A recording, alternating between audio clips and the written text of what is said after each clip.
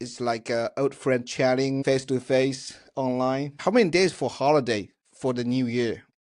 In total, it's 12 days. So starting, December 30th, January 11. It's pretty long, and I think it's longer than before. Honestly, it's nice uh, for employees, but for employers, it's quite a hassle because half of months you just pay rent and you're not getting anything. Yeah, unlike China, we have 4 days off for the New Year's because we will have a longer holiday for the Spring Festival, which is the real New Year in China. But the calendar New Year, okay, it's good, but it's not the most important. Well, it's a great pleasure to have this conversation. For me, it's my first time to doing this stuff, but I'm very happy to have you, a real local Russian lawyer. Welcome and thank you for joining me. Thank you for hosting and thank you for the idea. I think it's a really nice opportunity to speak. Yes, and honestly, we have taken this very seriously, right? Before we have this, and we set up our outline, and we prepared like nearly 20 questions to each other, and I think it's into three categories, like for travel, for business, and for legal systems. Lilia, why don't you introduce yourself to me and the audience? Sure. My full name is a little bit complicated for foreigners, but let's say it anyway. So I'm Ilya, and my surname is Chernyshev. They are very Slavic sounds. Who speaks Russian, they know Chernyshev. So I was born in the Ural area and grew up and graduated in West Siberia. And then I had a chance to work for a while in St. Petersburg. And then I moved for 5 years totally in China, where I started to work for in-house legal teams of Chinese multinational corporations. After that, I had a chance to be relocated to Poland and to be responsible for Central and Eastern European legal affairs of one Chinese corporation. Then I moved back to Russia and worked for another Chinese corporation as a head of legal for the new startup. And currently, I finished with corporate jobs and working as an independent advocate. In Russia, we have more complicated system for legal profession. So the advocate, that's a Russian qualified lawyer who passed the bar exam and joined independent profession, advocate and legal counsel. So I focus mostly on support of Chinese corporations doing business in Russia and also legal issues which Chinese citizens are facing in Russia. A matter related to police, detentions, and all this regulated legal activity for where only advocates can help. So China is not something what I'm not familiar with. I lived for 5 years in China.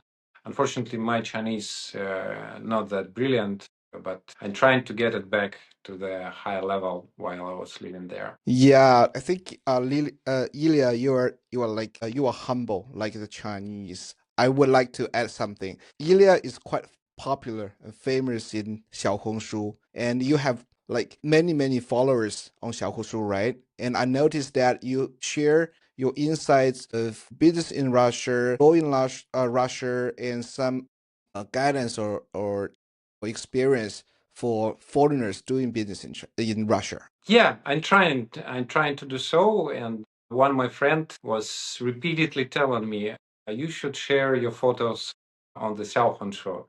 Because when I travel, I love make pictures. So, and then I found that the recommendation protocol and algorithm of this social network is really powerful. And on the platform, I met many ex-colleagues, in-house Chinese lawyers, and also met new friends. So it's really cool to share ideas, some observations, and you also can learn a lot from other people as well. I am very surprised at how good your Chinese is. I read all your post is all written in Chinese and very fluent and very precise. Well, I'm not keeping secret from that, but I use DeepSeek for the precise translation. So I write post first by myself. I don't ask DeepSeek like generate something about something.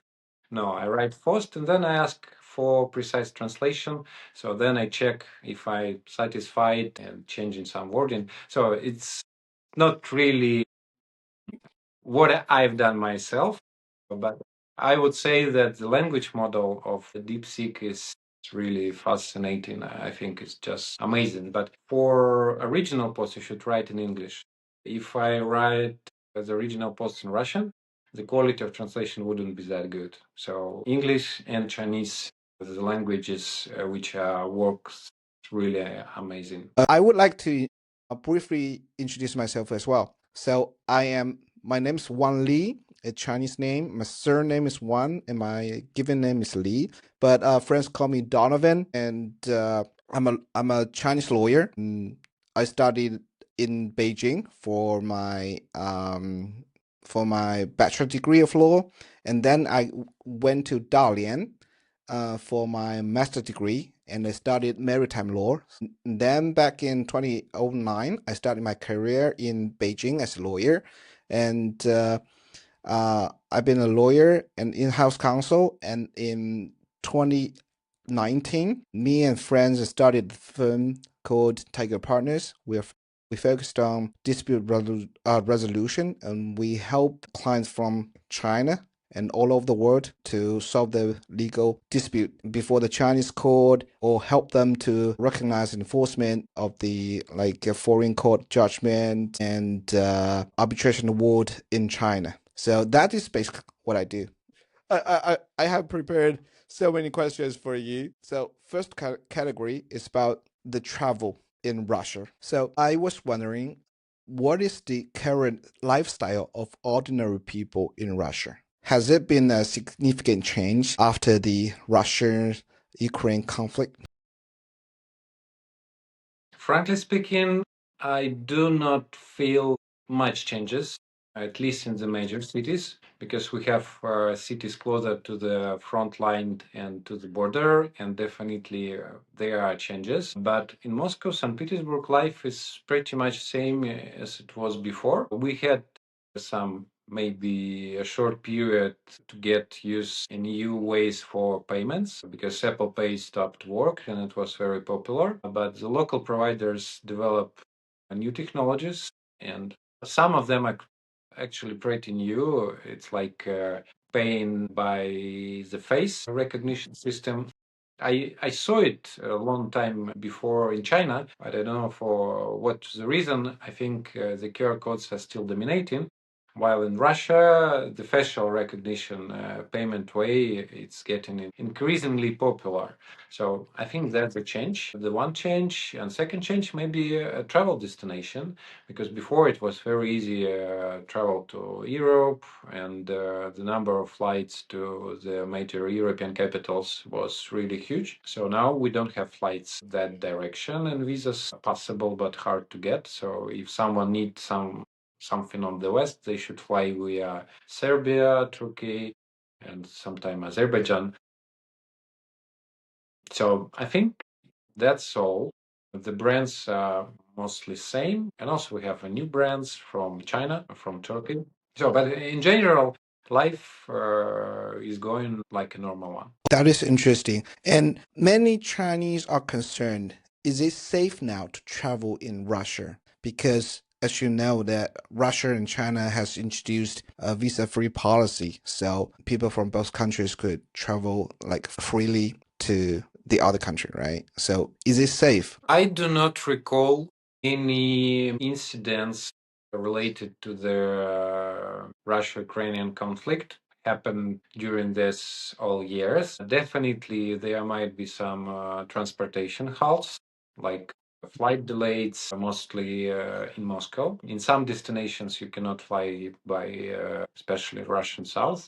But in general, I think the safety level is pretty much fine. And if we speak about general like a street crime level, I think Russia is pretty much safe and more safe than many Western European cities. So we almost do not have pickpocketing, especially in metro. So because of the video surveillance system and efficient work of police, so such things not exist. Some major streets may be but targeted precisely for foreigners. But honestly, I did not hear about that. So it's not really the danger you can expect in Russia. Yeah, many people traveling here and pretty much happy. Do you see many Chinese on the street? Yeah, definitely. Moscow, St. Petersburg, they are full of Chinese tourists.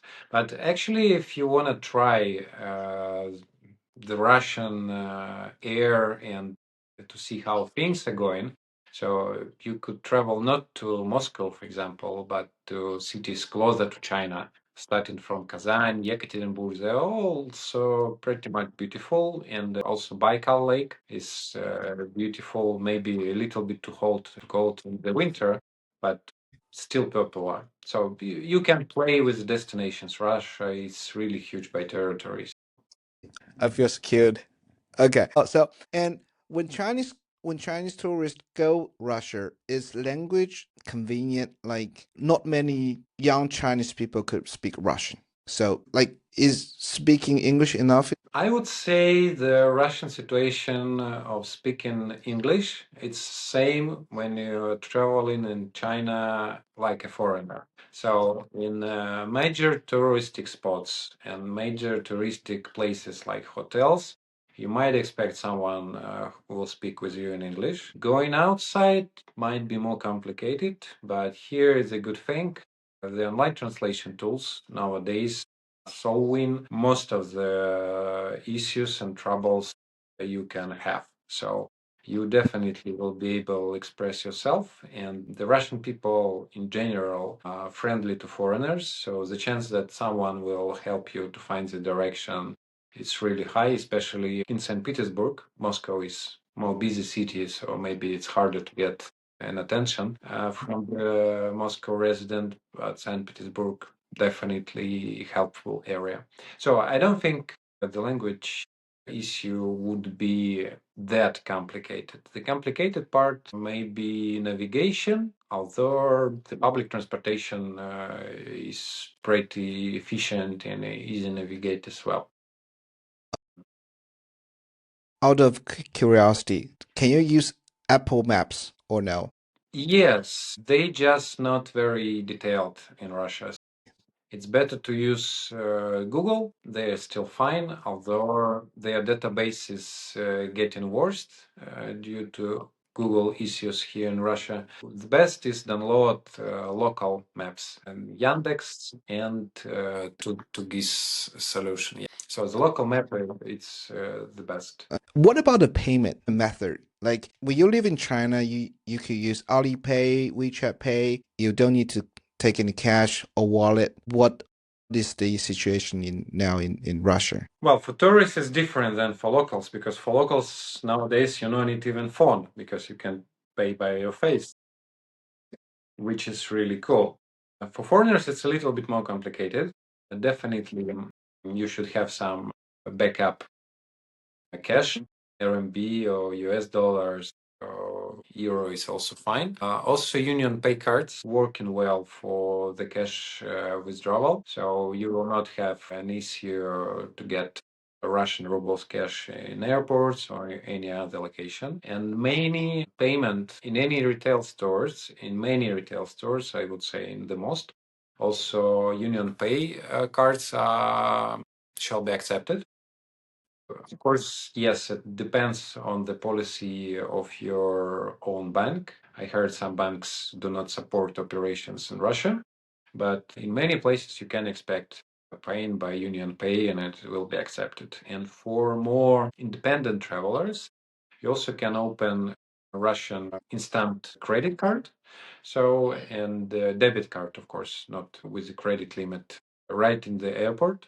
So I think they called the bank U-Money, something like this, and that card will be perfectly working further during your stay in Russia. What should you do if you are detained by the police in Russia? If you are involved in some illegal activities such as street fighting and whatsoever? In general, it's not very common for foreigners, I would say, to be detained in Russia and for Russian citizens as well, because usually it's extraordinary. It's extraordinary, and it's used when the possible penalty for the violation committed by citizen, foreign or Russian, it's related to the administrative arrest. So if you can be detained in the result, then they could keep you in the police. The pain point that if the violation is related to immigration laws, so the penalty also possible to be deported from Russia. So, but for regular tourists, I would say that very few, a very low chance to encounter any issues like this. The only rare scenario which I saw once, it was when the tourist stayed not in the hotel, but in the apartment of the family member, and they failed to conduct a residence registration, which is obligatory after 7 days of stay in the private apartment. So the landlord should handle some paperwork for that. Actually, same as in China, even longer deadline. For this violation, the person might be detained for some time. In the most severe cases, even deportation is possible. So when you go outside of the regular tourist path, stay in hotels, and you go for more local experience, homestays, or some remote areas, it's worth it to check if there is any possible violation for you. Although at the same time, I would say that the maximum number of police officers you can meet in Russia in Moscow. So other cities are much less busy with police officers. Would you share your experience or insights on how to distinguish between legitimate law enforcement and the bribery demand, and how to respond and how to handle that issue? I could not say that it's never happened because the fight with corruption is never ending process, and every year the number of police officers are getting detained for the different amount of bribery. But I would say that for regular tourists, the chance to face such situation is extremely low, and mostly such an proposal might be said in case when there is some violation on the person side. So there are issues with the immigration cards, issues with the residence registration, for example. So, and for my general recommendation for any person, whatever, staying in Russia for the short time, staying in Russia for the long time, don't be involved in any bribery activity. Do not accept and do not propose as well, because the proposal for giving bribe is crime already, and because this is an attempt to make a bribe and it's penalized. And same, the acceptance of bribe, that's bribe as well. And there is never guarantee that the activity of this corrupted police officer is not checked right now by other enforcement agencies. So that would be very serious issue if the person is involved in that. So the recommendation is just say, I don't understand. That's all fine. Just prepare the papers, and then whatever type of paper is prepared, the person just will let you go. It's also happening. It's possible. That's much better than the taking risk of committing the crime, because the administrative penalty is one story, but if you commit the crime, the consequences are not that pleasant, and it has a long-standing effect. So you can lose your job, you can lose your university, and will have a criminal record for a while. Even in foreign country, that's really not cool, I think. Yes, your advice there is very smart and very practical. Do you have any questions for me? Sure, I have a list recently we got a long-awaited visa-free regime for Russians. So because before the Belarusian got it, Kazakhstan people got it, and we were waiting too. But it was clear that when the country is so big and borders are so close, it's harder to implement. And in some media, we read time to time that the border control got stricter, and there is more questions to the Russian tourists. And is it really so? I'm not an expert on that, but I did some research. I talked to one of my friend in one of the leading tourism company in China. So I would like to answer your questions, and I quote from him. Okay. So as the border control become stricter, what I was told is that it's not stricter, but uh, more smoothly, and I was told that the border has introduced electronic declaration for entry. So when you enter the border, enter the custom, you can declare over the phone by scanning a QR code, and then it will have all your information on our border, and just scan the code, and you can go through. So I was told it is more convenient now. Good. So they will see already what you're going to do, right? So the next question is important for me because I also love mountaineering and mountain areas. So before I never traveled there because that was even when I was living in China. Because even if you have this gray residence permit, you should have additional paper to go for Tibetan area. How about now, when you have a visa-free regime? And should you get this additional sticker, or it could be easier handled now? I was told that you still need approval before you go to Tibetan area, Mm. and it is for your safety concern. And I was told there is a procedure to that. Often you need to apply for the approval, um, 15 days in prior. So the current 30 days might be not enough, and better do it maybe with, as before, the agency and tourists. Yes, and also through a local travel agency in Tibet.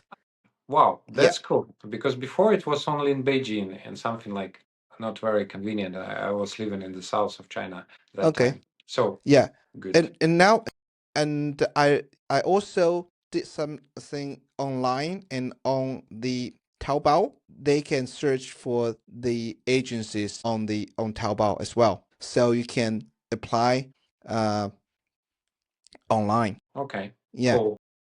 if you are approved, you get a travel permit to Tibet. Then the next question. I'm not a big fan by myself of homestays, but some of my friends prefer when you feel a local vibe and how locals live in. So, and when you rent an apartment in the regular living block. So, how about now in China? Is it Airbnb is still active? Do we need a residence registration in this case? Is it same easy as staying in a hotel? Because as I said, in Russia, it's slightly less safe than staying in a hotel. How about China? So homestay is quite popular in China now. All over the country, all the cities, we have different style of homestays. It is immersed in the local culture, right? And then, but unfortunately, Airbnb is closed in China. But still, the homestays are moved to other online platforms such as Ctrip, Bookings, very convenient to book and very convenient to check in. And as a foreigner, you come here, you need to register promptly, but the owner of the homestay, the managers, would help you to register when you check in. So no need to go with the lease contracts, how it was before. No, but if Okay. you need to stay there like for 1 month or 2 months, that's another thing. But if you book a homestay, for example, in Beijing, like 1 week, 2 week, it's quite similar to a hotel. Yeah. Okay, cool. Nice to know. I will not skip next time on a sea trip this option. So the next question is a little bit complicated, I guess, but maybe you have the answer. So for the high altitude mountaineering, that's clear. It's an expensive hobby. They show you mountain up to 8,000, which need a special permit. But I don't like this kind of mountaineering. I love technical mountaineering. So it's not that high mountains. It's about 4 or 5,000. And I know there is a good area for that in Sichuan province, quite popular for the local mountaineers. So for this kind of mountaineering, are there any obligatory permits, licenses unnecessary for foreigners? Or you can just go and take the road and be on your own? Okay. I did some research as well. And here is so we have a special regulation on it's called administrative regulation on foreigners mountain climbing in China. Yeah, it took effective in the year of 1991 and still effective. Wow. Procedure is that it will be into three categories. First, for the mountain over 3,500 meters in non-Tibet areas. That's exactly what I would like to visit. Yeah, and over 5,000 meters in Tibet, you need to register and apply for approval in the local authority. And for the mountain over meters high mountains, you will definitely need to apply for approval in the National Sports Administration. So it is a national level, and then you can do it on your own or by oneself. You have to have a more than three people, one More than guide, three. more than three or more than three. And do you need to have a guide? Yeah, including like Okay. a guide. Yeah, and okay, so this group could be all of foreigners or combined with Chinese and foreigners. It's okay. And if you fail to apply for the approval before you go climbing, you will be exposed to a warning or fines of 5,000 RMB to 50,000 RMB, or so you will be banned from climbing into dangerous or high mountains. I think the idea is to is for your security, for your safety. That's quite reasonable because when you also go to the mountains, you don't know. It's more dangerous. So the good point, if I like the certain mountain range in Sichuan, it's better to find a local guide there, contact with him, and ask him to run all the registration and notification with the local authorities. That's likely the way which will not surprise you and not making you sad in final. Thank you. I think I never saw this information on the internet before. Not sure if you know about present situation about card opening for foreigners. Before it was quite easy. You even didn't need any employment contract, student card. As a tourist, it was possible to open. But now I saw different reports. Some people are saying that it's very hard to open card with the Russian passport if you want to travel as a tourist. And usually people just use Alipay and asking someone to send money electronically in exchange of the cash. Yes, I was told by my friend that any foreigner with the visa or visa free policy into China, and they can easily open the bank account, like RMB account and foreign currency account as well. For example, for the Russians, I was told that in Heilongjiang province, your major banks can easily open bank accounts, and you don't need your employment contract, your residence contract. You don't need that. And also, I also um I was told by my friend as well that our Alipay could link to your foreign bank account, so you can easily use Alipay. Well, this I tried. The Russian cards wouldn't work, but I linked with my Kazakhstan bank card. So that was the option. You can't use your Russian bank account in Alipay, maybe because of the sanction.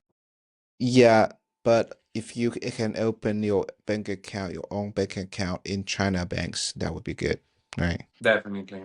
And then still use Alipay for payment. Just link the bank card to that. Are there many foreign investors in Russian currently? Uh, well, uh, I don't see the final and verified numbers around Russia in general. So I'm sharing just my impression that investors are remaining, not all of them, but we see old money, old investors are staying in Russia. Even sometimes it's quite surprising.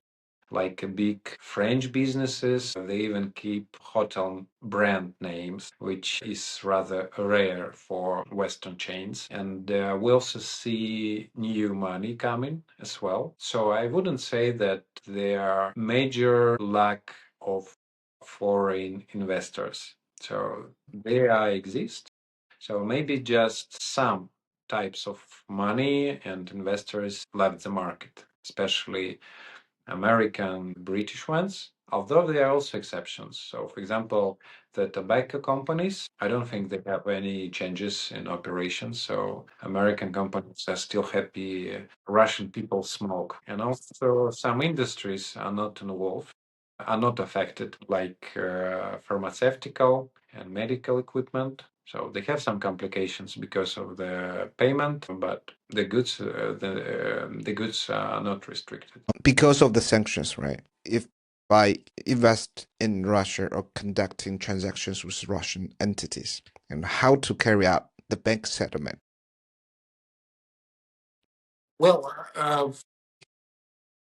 for payments, it was some time when it was quite problematic, but now we have two major ways to solve it. I will not disclose here any secrets, it's well known. So, the first one, there is a Russian VTB bank, which is focused on the international trade branch in Shanghai. So, and this branch of VTB Bank, which is heavily sanctioned, same as Sberbank, can send money very quick to major office, so the headquarters, and then you can distribute money anywhere. And also they can send money to any Russian or RMB accounts within Russia. So that channel works really well, and many major companies and also middle-sized companies are working with this. Also, I heard that another heavily sanctioned bank opened similar channel. It's Alpha Bank.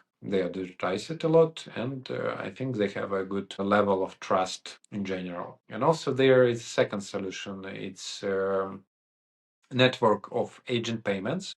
So, and they use very complicated sometimes ways to deal with this, but now this market is quite competitive, so the commission might be even less than 1% for the transfer, which is fine. The only issue I think with this channel that the money flow might be more complicated and some agent contracts and trusting contracts need to be signed. So for companies with a high level of internal audit or audit, that might be not very comfortable in some cases. And for the first option, for some companies wouldn't be comfortable open bank account in their branch of sanctioned bank. So they would work with this. So, but if you take in this risk. So at least two channels are working really well.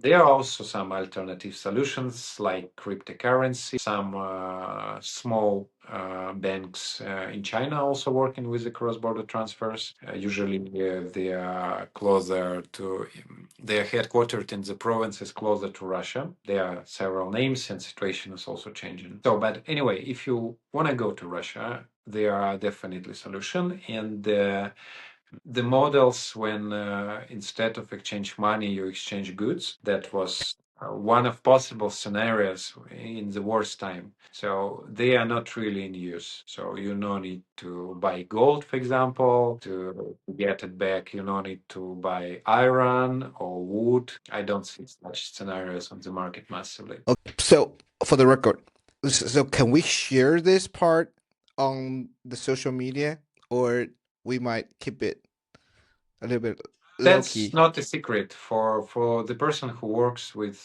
Russia. It's very well known.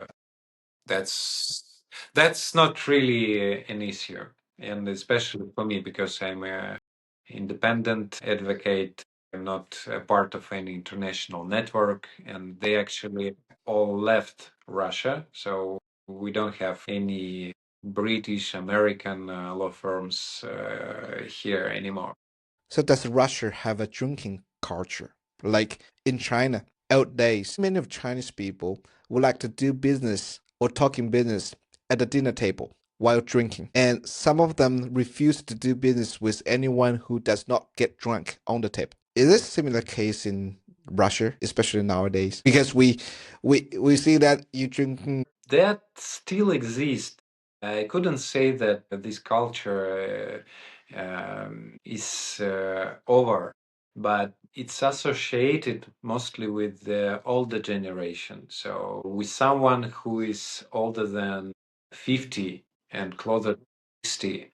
So, for my age, and especially for younger people, the drinking culture for business dealing is almost eliminated, I think. And many people refuse to drink also because they drive, and if you're drinking during driving, there's really high chance you get penalty and you will get your driver license revoked, and this almost disappeared, and especially for younger people, that's like, so doing business in Russia is not nowadays associated with the drinking.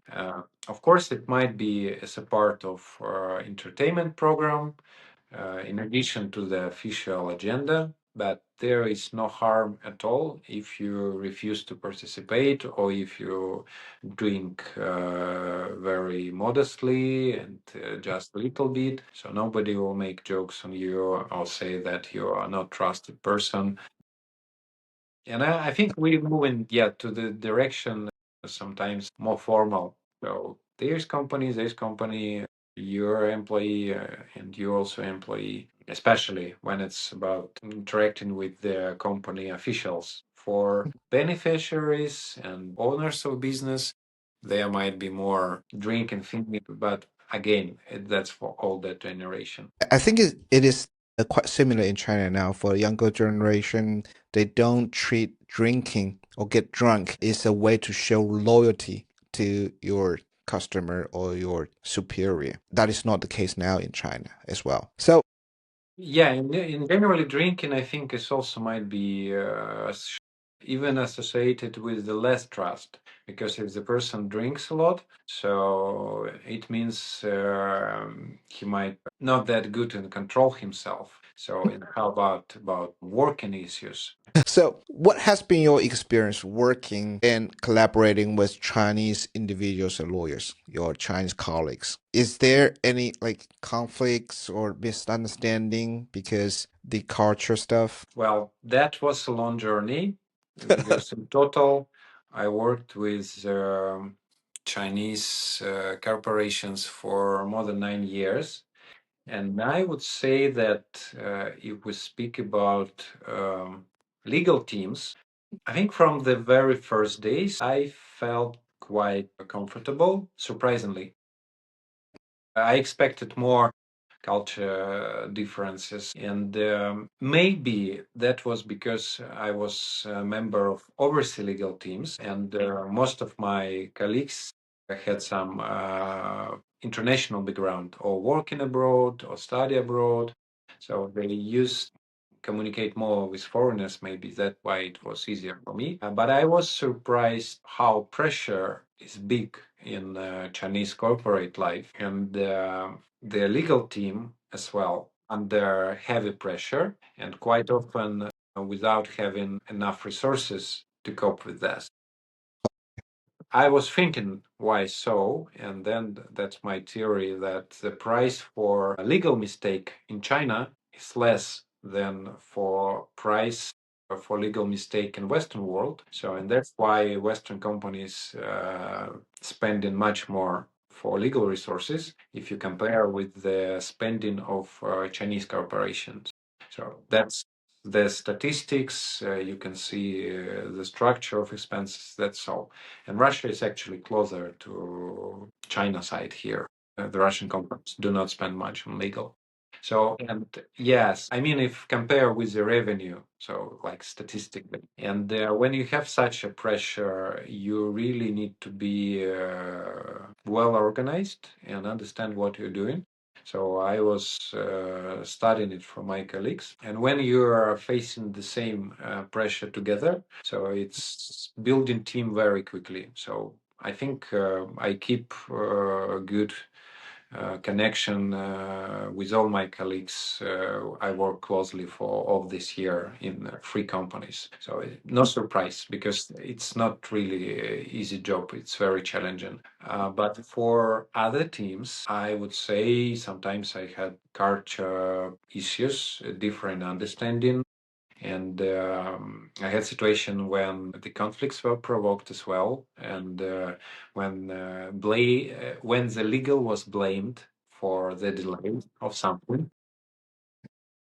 Being a foreigner, it was, I think, more complicated than for my colleagues, because I didn't understand all the time the context and what the guy really tried to express and what meaning. But good, I always had someone to ask, is it like personally against me, or the guy just trying to find excuse why the contract is not signed on time to his boss. So that was quite a journey, and really quite interesting part of my life in China, how to deal with all this sales, marketing, different supervisors. So another question is that's involution. Involution. 内卷 with the Chinese, right? Local Russians. Do they work overtime a lot? That's very interesting word. First, I was really surprised, and then I recall that I read this word in another context, not the legal industry.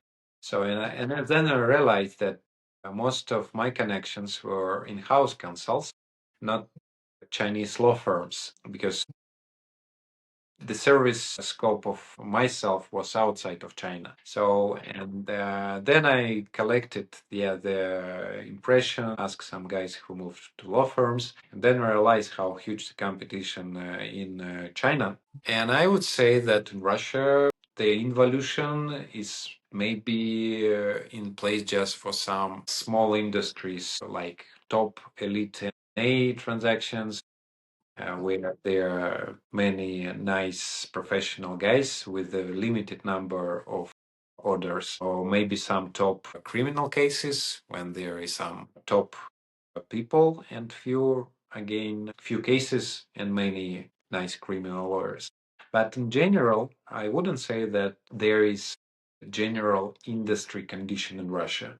So, and still, many of my friends who run in legal business, they manage work-life balance, and they have an opportunity to say that I'm not taking this case, like I'm not working on Saturday, I'm not working on Sunday, and that's less stressful, definitely. The general impression, there are always some fish in the sea, and no such huge fight and competition like.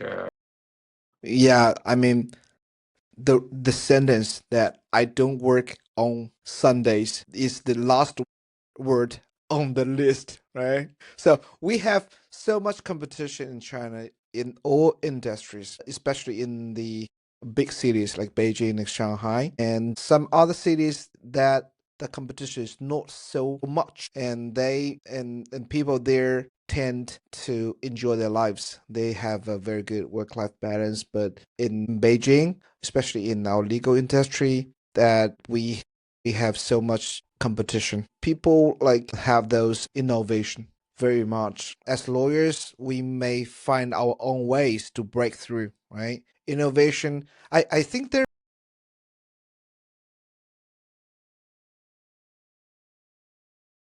the treadmill and you're running so hard, like a long time, but find out you are still in the same place. So I think we need to find breakthroughs. And also, so what are the popular industries that attract foreign investors in Russia, especially Chinese investors? I think they're all industries where before were dominating foreign brands are really booming because they created space which local players wouldn't take easily and quickly. So I would say the major one it's cars, the automotive business, and all related industries.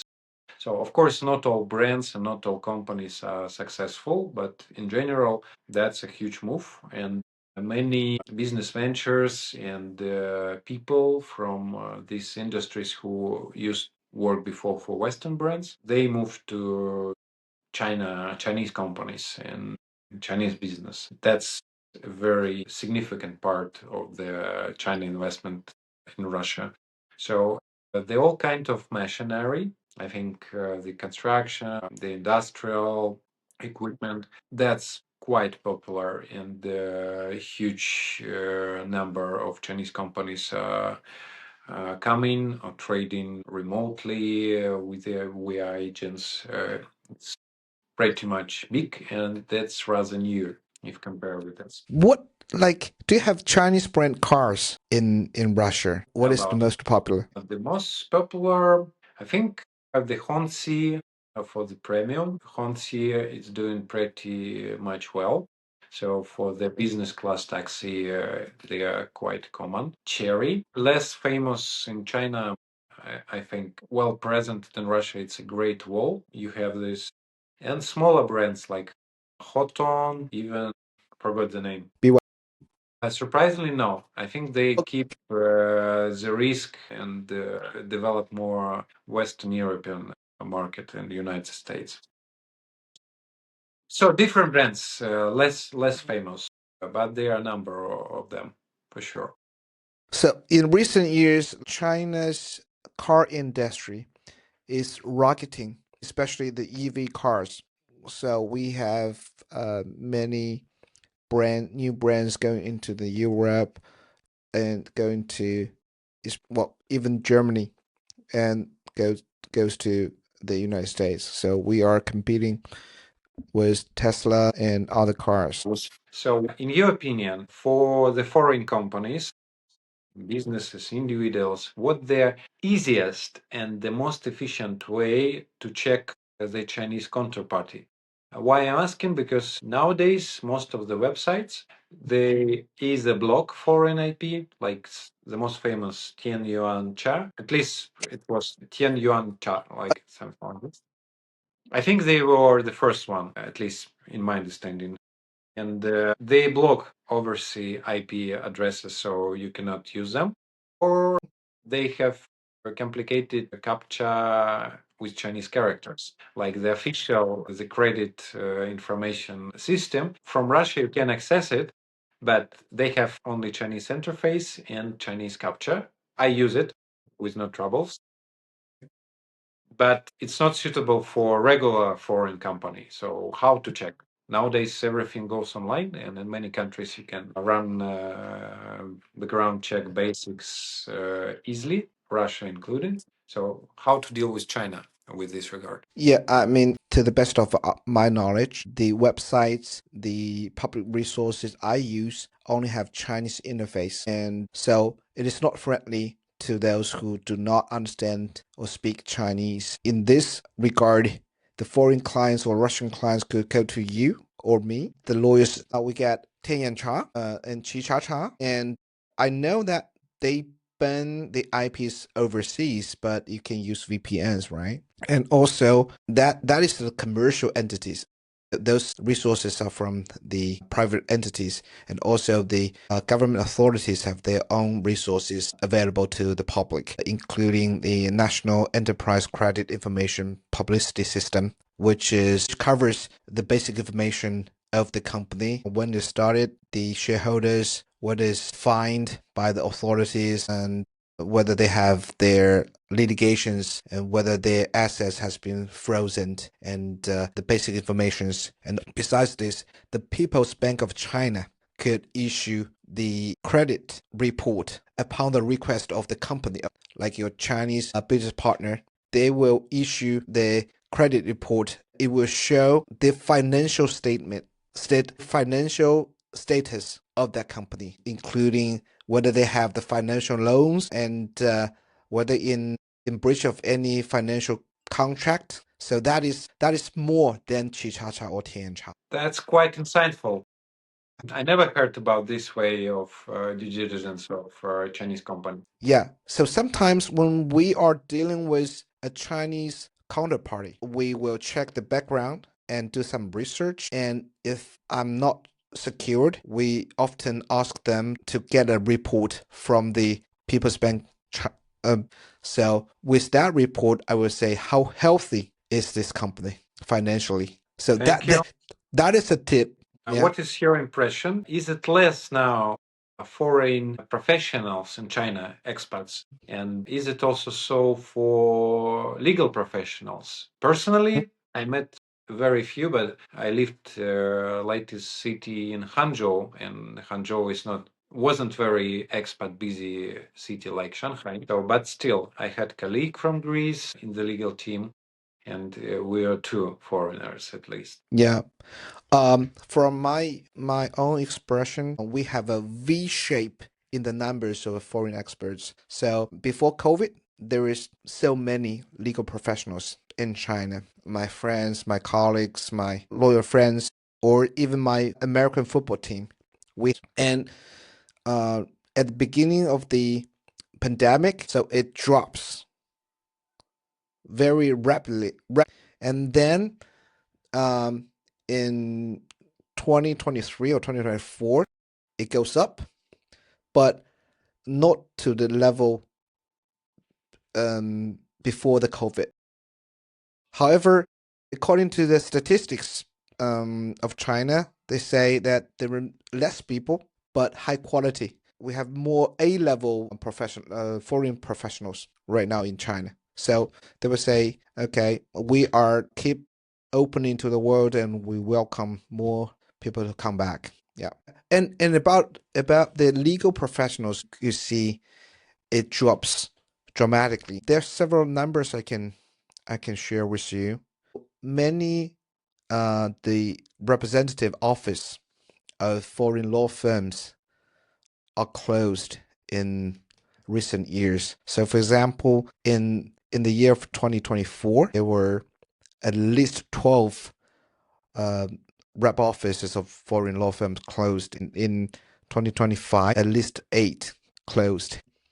The number of the U.S. law firms representative office in China drops from 120 at 2013 to 72 at the year of 2024. Almost at half they closed. So there are less legal professionals in China now. They moved their office to Hong Kong or to Singapore. Maybe due to the limited ability to perform any legal tasks, so it wasn't that useful. Because I think foreign lawyers are quite limited in things what they can do in China, which is quite reasonable in my opinion. Okay, I think just have you noticed interest of Chinese investors in the Russian e-commerce market? Because what I see that our platforms, Ozon, Wildberries, getting quite big attention in China. They're running big events for the sellers. And I know there are huge construction works by Chinese investors for warehouses on the Russian Far East for the goods. How it looks like from their China side? Is it really that noticing, or it's just my impression here? Well, I'm not sure. I'm not sure. Do you observe that more Russians purchase stuff from China? I mean, do you see more importations from China? What I understand is that the exportation from China to other part of the world, like to Europe, to the United States, are quite popular. I am not sure whether it is the same case in to Russia. Definitely, the Chinese goods are quite competitive, and but the shift, what was before, mostly via AliExpress platform, it was a cross-border sale. So the Chinese sellers I just was dealing with the AliExpress in China, and then it was a cross-border travel of these goods. But now the trend that Chinese sellers, they register their own Russian companies and they sell goods as local sellers in Russia. So using the infrastructure, the warehouses, the local payment collection way, and they have also growing local teams.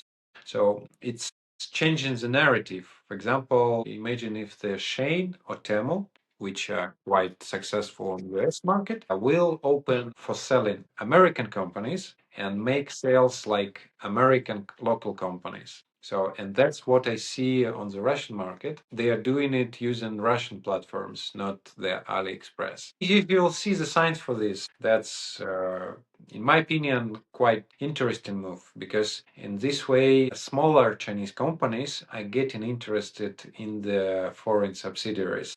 And actually, they face a lot of complications because they don't have resources of the corporations when you go abroad. So you have less knowledge, it's hard to navigate, and the tax risk are increasing if you don't deal with them properly. But it's a first real overseas business experience for many smaller Chinese businesses, and that's quite interesting. Yeah, I mean, if that is the case, it definitely provides the local Russian lawyers a good opportunity to help like foreign or Chinese investors in Russia to explore or to navigate the legal environment and how they run their business, how they react or respond to local authority examinations, right? That's also, I think it's a good school for Chinese business as well, because first they tried Russia, then they might try another country,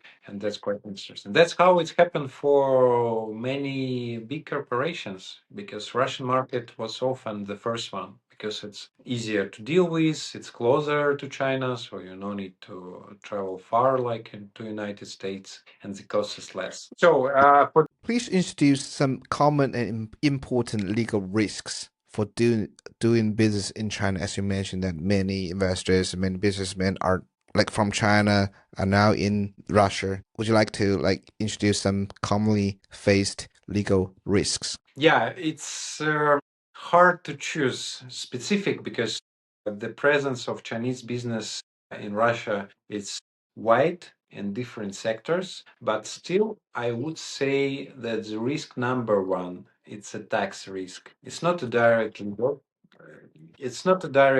risk, but this area is closely related to legal in Russia because the chosen legal wording in contracts, the type of contracts might influence the taxation directly. The structure, the corporate structure chosen, the number of employees, if you have a branch or representation office, also might change the tax system. And the tax mistakes and the lack of information about coming changes in the taxation because the system is changing. It's not like stable for years. And that's the main risk. And that's where the biggest money might be lost because the wrong choice on that. So the second risk, I would say it is the risk of the second risk, I would say that poor due diligence. the business ventures fails, the projects fails, if the Chinese business do not understand clearly what is their other party, if it's a manufacturer, if it's some agent, or if it's not related person at all, that's also sometimes happen. So when you understand clearly the party and the capabilities of your counterparty in Russia, so the things will be much easier. So the number three, I think the human resources easier because we have in Russia quite complicated employment laws and the enforcement is really strict. So, and if you also, the choice of people is important because you cannot fire and change the person easily. It's complicated, and that might trigger quite a long legal dispute. And in the end, the person might be reinstated in position. That's happening regularly. It's different than in many countries. And then, if you don't want to see this person in the office back, you paid him his monthly salary for the all absence, you should negotiate with them and pay compensation again. So the employment laws compliance might be really surprising for Chinese companies. It's a different story. And you also should be very careful when you discuss important legal decisions with the persons. So if you say, I fire you, you work in bed, so it's not that easy and likely you will pay Okay. more for this. Okay. That's the risk number three. And the last risk, closely related, I think, it's immigration laws compliance. So not all of the businesses are taking care about proper obtaining of the working visas. And unfortunately, with the visa free, it might be even more relaxed feeling about this. But I would say it's very pity when some key personnel or important engineers unable to travel to Russia anymore because of immigration laws issues. So I would recommend invest in this part. It's not complicated. There are some legal procedures and basically you can bring necessary number of employees, of course paying enough money for this, the salary threshold, but it's easier than in many countries and easier than the United States when it's a real legal complicated task to bring even top managers of subsidiary. So people matters both for local and for foreigners might be complicated and might be quite challenging. The rest, I think the regulatory environment in Russia is rather friendly and there are many procedures quick and they conducted via online channels with no need to go any offices, submit papers in old style. So it's greatly improved. And if you pay taxes properly on time and fill all necessary reports, that's also all electronically. So the chance that someone will interrupt your business activities is quite small. How the companies, when they face the authorities' investigations, how should they respond in general? Like In from the general, tax? In general, I wouldn't say that it's regular situation nowadays in Russia. So most of the inspections checks are conducted remotely just by requested documents. So, and if someone arrived in person, the best recommendation is just to make clear what they want, to make sure that they have papers with them, to get notified to legal counsel, and you should have at least one so and then he will able to say you what's going on and what is the story, and then you can just run through this inspection and see the papers in the result. So the worst scenarios like temporarily restrictions on activities or seizure of some computers or laptops are happening extremely rare and you definitely have to do something wrong. So, How a company to collect their debt in Russia? What's the normal legal procedures there?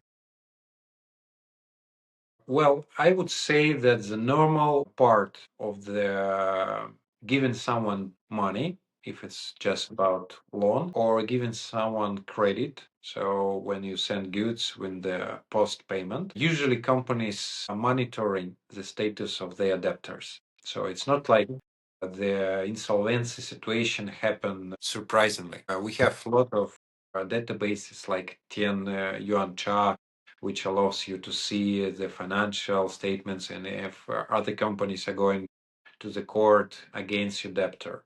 So, and if you see earlier issues, so then you solve trouble just by negotiation. A very common tool is signing the guarantee letters or settlement agreement when the company agrees that they will repay the debt in the specific deadline. It's very commonly used. And the most important, you show in your debtor that you're active, you're not going to forget about this debt. So the key pressure and active knowledge about the status of your money in other hands is essential for Russian successful companies. So every successful companies who are providing loans by any means, they are doing that. And that's often the lack on Chinese companies' side, unfortunately, what I see. Okay. So, and then for this friendly negotiation or pressure negotiation are failed, so then the regular collection way, it's a pre-court claim. It's obligatory in Russia. Before you submit claim to the court, you should have a record that you try to solve the issue amicably.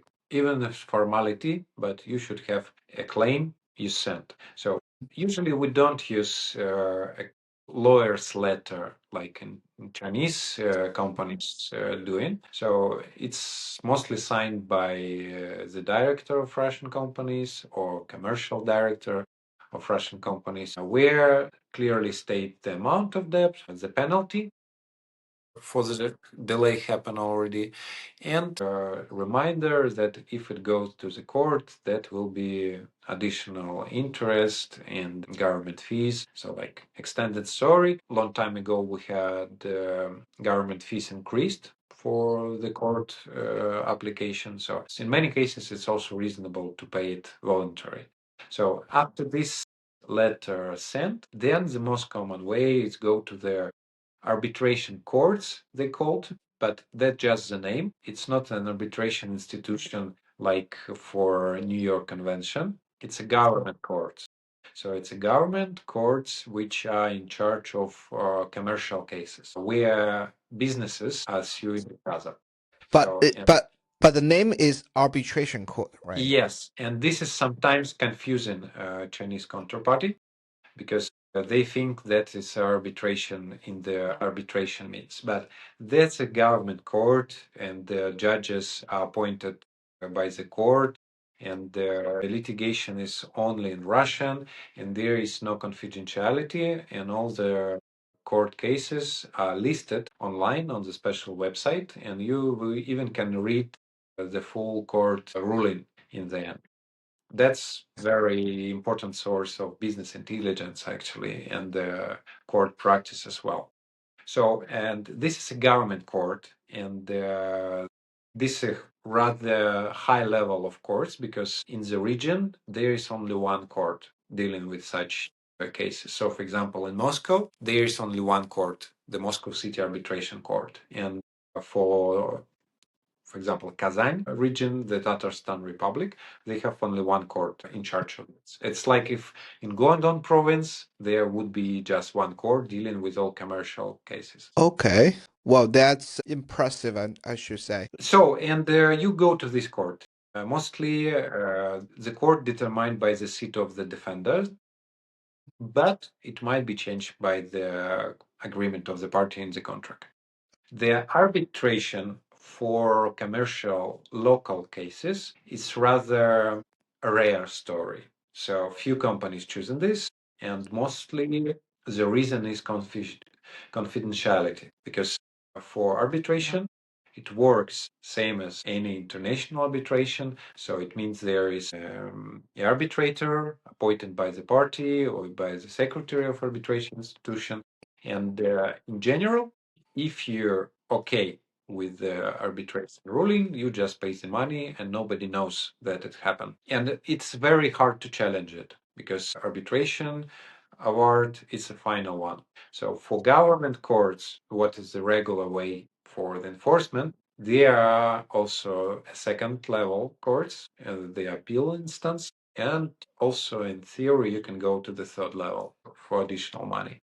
So as soon as you got your court decision in force, you go with the enforcement document to the Russian, let's say, bailiffs or court rulings enforcement institution. So then they enforce it by the collection from the bank accounts, seizing, arresting, and then selling properties.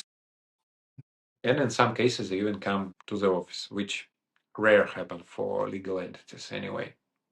And if the party didn't repay it voluntarily, they charge on top also 12% for their services. 12%. Yes. So, and if the company has no money, has no bank accounts, have no property, then insolvency process is possible. When the debt is more than in RMB, let's say 200,000 RMB. So you can initiate the insolvency process, which is complicated. It's another story. It's quite long and you need also finance it. But in this process, you can look into past transactions of this company and try to challenge them if there any money or property was taken illegally to avoid the debt. So that's if we speak about debt collection in very short word. And the key point here that the court way is prevailing. So the soft collection works really bad, especially for business, and the hard collection is prevailing. And the success rate depends how active your counterparty, the defendant. If the company already in the bad condition, often you can see it from the public record. So there might be even no reason to sue them because you will spend money for government fees, for lawyers, but you will not be able to collect money effectively. Unfortunately, that's often story, and this is quite not rare when I say to potential clients that you can try to sue them, but this company is already dead, and there are 10 other companies already got court ruling but didn't get a penny. I think it's similar in China. And last question. So if I win a case in China court or the Chinese arbitration institution, I got a winning award or arbitration award. So how can I get it recognized and enforced in the Russian court? Or can I get it done, or how can I get it done? A good question. So if it's arbitration, for example, China Arbitration Commission, that's very straightforward. We recognize the New York Convention, so it means you just apply to this arbitration court in the seat of the debtor with the application to enforce the foreign arbitration award.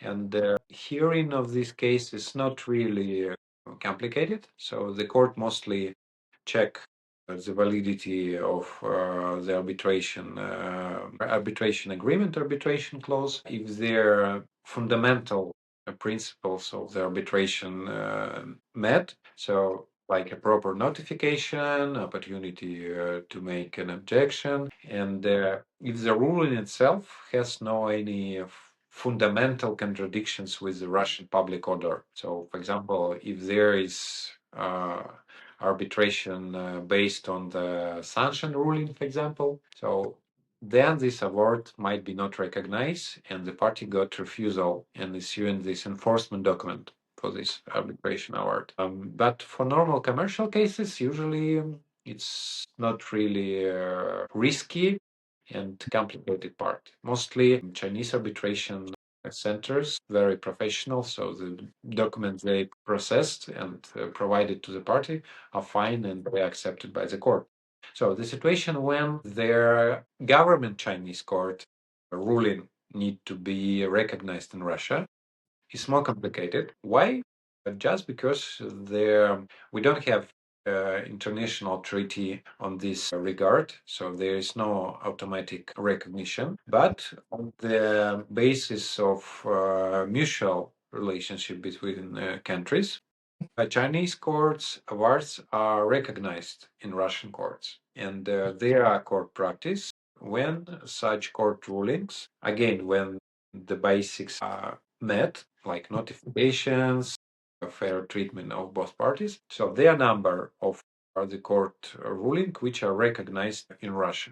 But I would say if intentional, that's maybe not the best strategy, just because it's not really a highway where the many companies are moving. It's rather extraordinary situation when the court each time need to evaluate if the China is still recognize Russian court rulings, for example. So it's not that automatically. And I wouldn't recognize use this way as chosen from the beginning. So arbitration is more safe by the means of stability, and if it's really you can predict and expect that it would be enforced. Okay, so for the question about brand new China civil code. For me, I felt as an outsider, it's quite a big development, because before I was surprised that the civil law is split between different laws, which is more complicated also for the quick check if you are just taking a look as a foreign lawyer. So for me, it feels like a big improvement, but I'm not sure if Chinese professionals in the legal fields feel same. What is really a game changer? In the general understanding, is it like closer to Roman law and what we have in continental legal system? Because the Russian civil code is by many means pretty much close to the German and the French one. And we have some differences, but the core ideas are same. So how about Chinese civil code? Is it close to Roman law, or is it special China long history, culture, and civilization result? Okay, very good question, in my opinion. So, first of all, I think it's quite similar to the Roman law, the Germany law. So, I think we shared common standards or share the common values, first of all. Second is that I don't think it's game changer. I think it more like it combines all the laws like marriage law, contract law, and other laws related to civil issues all together with um, not many changes in the company law. We have game changers recently. Any foreign investors or local investors may face different challenges, or they have to fix the problems after the new company law comes into effect. Okay, thank you. I think I need to find the English translation of Chinese New Civil Code and read it carefully, 民法 just 典 for general understanding. The second question on Xiaohongshu, I saw quite a lot complaining about consulting companies in the legal field. So the companies which are registered just like a regular limited liability company with a consulting purpose, with no lawyer license, with no law firm status, and they are advising person, and also I understand engaging some lawyers like an intermediary. So is it really huge trouble, or is just social media effect and it was highlighted for some time just because of many comments, and that's not that serious? Because personally, during 5 years of living in China, I never heard about consulting companies, and I never could imagine that it might exist in China. So the guys who work with legal stuff with no. Yeah, I think the problem now is big, and attentions are drawn to the authorities, and they are about to take actions against this. So the problem is that, as you know, that in China, only the ones who pass the bar exam, get a lawyer's license, are legally practicing law, and in a law firm. But those companies, those consulting companies, call themselves law consulting firms and disguise themselves as lawyers. So, and Chinese lawyers are practicing law under the supervision and under the regulation by the Department of Justice. So we have norms, we have morals, and we have our ethics, right? But they don't. They compete with us, and they soliciting clients with low price and with overpromise. They're taking up the market and put the clients in danger. So the client's interest may be jeopardized. So that is a big problem. And I think the authority are aware of all this, and they are coming up measures to taking down the unlawful activities, especially they disguise themselves as lawyers. Okay, hopefully it would be fixed. More and more people realize that the law consulting companies are not real law firms and they are not real lawyers, and you cannot put your case in their hands because they don't even have qualifications to appear before the court. Interesting. So, the very classic question, but honestly, I heard so many answers to these questions. I also had my own opinion, and that's very interesting what you think about this. So, the China mainland company executes the contract. If they put just a red seal with a star in the middle, should foreign company accept it or chase the Chinese counterparty for the signature of the legal representative? What's your opinion? In general, a red stamp is sufficient. In China law, it says that it shows the will of the company. Only if the contract says that the contract may goes into effect only both signed by the red stamp and a signature of the legal representative. So in that scenario, you will require a stamp and a signature.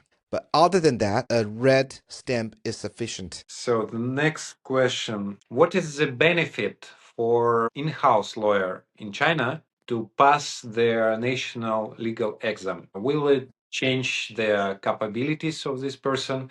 Will this person able to go for representation in the court because they could not join a law firm same time working as an in-house lawyer? Because I just see that some guys are passing this exam and some just saying that they no need for their job. Okay, so legally speaking, it is required for even for an in-house lawyer to pass the exam. So only if you pass the exam, it shows that you have the ability to practice law. Secondly, in reality, some company does not offer a sufficient salary to hire a qualified in-house lawyer. So they will make a compromise that I could hire a person who does not pass the exam yet, but who has enough knowledge to deal with the internal legal affairs enough.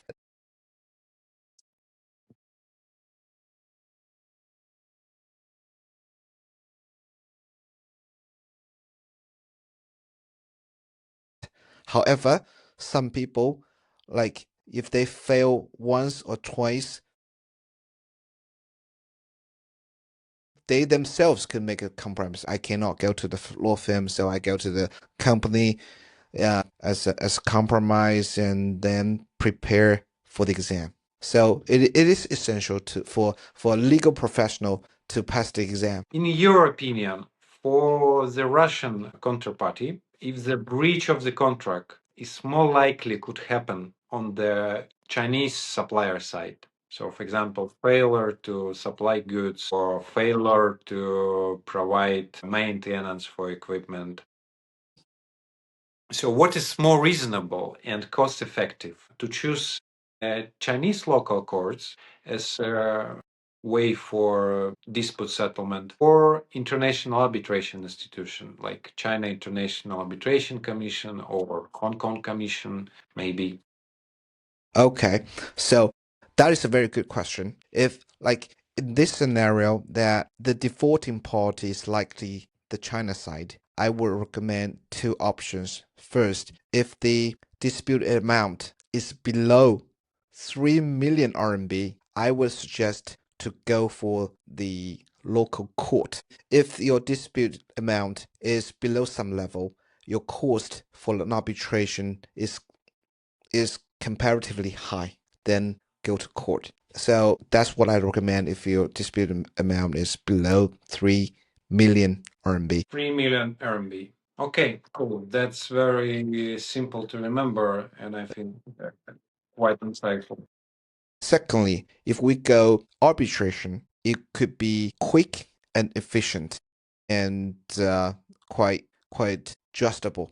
I mean, yeah, they treat both parties equally, and it is efficient because the courts in some courts in China is quite loaded with cases, so they're just slow. There's nothing you can do about this. So the arbitration is comparatively efficient. And as to arbitration, I would recommend to choose arbitration institution in China, mainland China, like the CTAC, like the Beijing International Arbitration Center. I would not recommend the Hong Kong arbitration because Hong Kong arbitration is not cost friendly. And do you need a separate enforcement procedure for mainland China? Yes, but it is quite efficient. So if you get a winning award, you can immediately apply to enforce that award in the court. I know that CATAC has many branches, like every major city. Is it reasonable to choose the branch in the seat of the Chinese counterparty, or better choose the major one in Beijing, or just pick the one you like more? Like I love travel to Guangzhou, then I choose Guangzhou. There's the real difference between them. I don't think there's a real difference, but of course we can go CTAC Beijing and further agree on that our hearing could happen in other city, like in Beijing, in Heilongjiang, in whatever city you want. Okay, so no much difference here. There is no special circumstances behind. Okay, thank you. I think that's all the questions from my side. Thank you very much for your time, and I think it's a very insightful discussion and sharing. And I mean, due to the time limitation, we haven't go deep into the technical side, and I'm sure that we have a lot of to share. I will post it on the social media, and we could invite all our audience to leave comments and ask questions. We can communicate, and we can go to further detailed discussion from there. That sounds good. And then we can repeat Yeah, to discuss some specific matters. Why not? Ilya, and my pleasure. And talk to you next time. Thank you. One on.